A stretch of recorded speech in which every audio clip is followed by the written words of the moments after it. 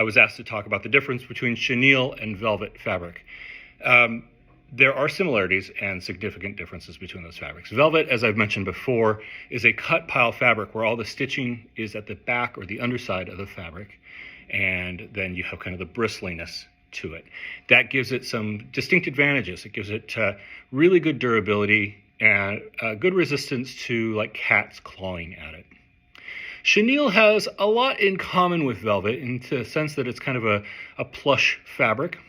Chenille is the French word for caterpillar, and when the fabric was invented in the 1800s in France, the intent was to create kind of the fuzziness of a fuzzy caterpillar.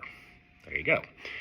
It's made in a rather unique way. So there's a couple of core threads that are sort of wrapped or twisted around short little yarns, shorter threads. That gives it its bristliness or its fuzziness. And then it's tufted so that those little wrapped threads are kind of tufted in to create this fabric. That's basically what's going on with it. Some things that are unique about it, obviously the softness, the plushness of it is really distinct. It is common with velvet in that it's directional. So if you look at it from one perspective, it's going to have one color. You look at it from another perspective, it's going to have another color, or rather lighter, darker, depending on viewing angle. Unlike a velvet, it is going to, generally speaking, be less bristly. It can be softer.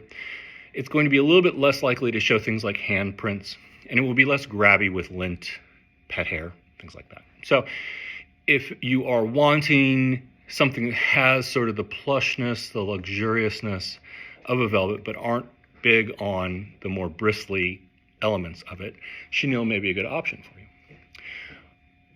It is probably not going to be as good of an option if you've got cats, although there are some exceptions. So the chenille line that we carry is a little bit unique. It has a microfiber backing to it, which does make it impermeable if you spill something on it. And it also makes it less appealing to cats because they can't get their claw all the way through it and grab onto it as much. So is it as good as a velvet for cats? Probably not. Is it close? Well, with the backing fabric, it's pretty close. Originally, chenilles were made just by twisting those threads around, which led to some durability issues over the long haul in that those fibers, those short little fibers, could kind of come out, it could kind of come unraveled, and you'd have kind of bare spots in it. Current chenilles are made differently. They actually use a nylon thread that is heated up in the manufacturing process, and it kind of binds those together more permanently. So your durability is really quite good. So in terms of abrasion resistance, pilling, things like that, it's pretty good. You are going to see sloughing. You're going to see some of those fibers kind of work their way off to a degree because, again, it's going to shed. It's a new fabric and it's a plush fabric, so that's going to be part of a chenille. But long term, it should have good durability for you. So chenille can be a great option.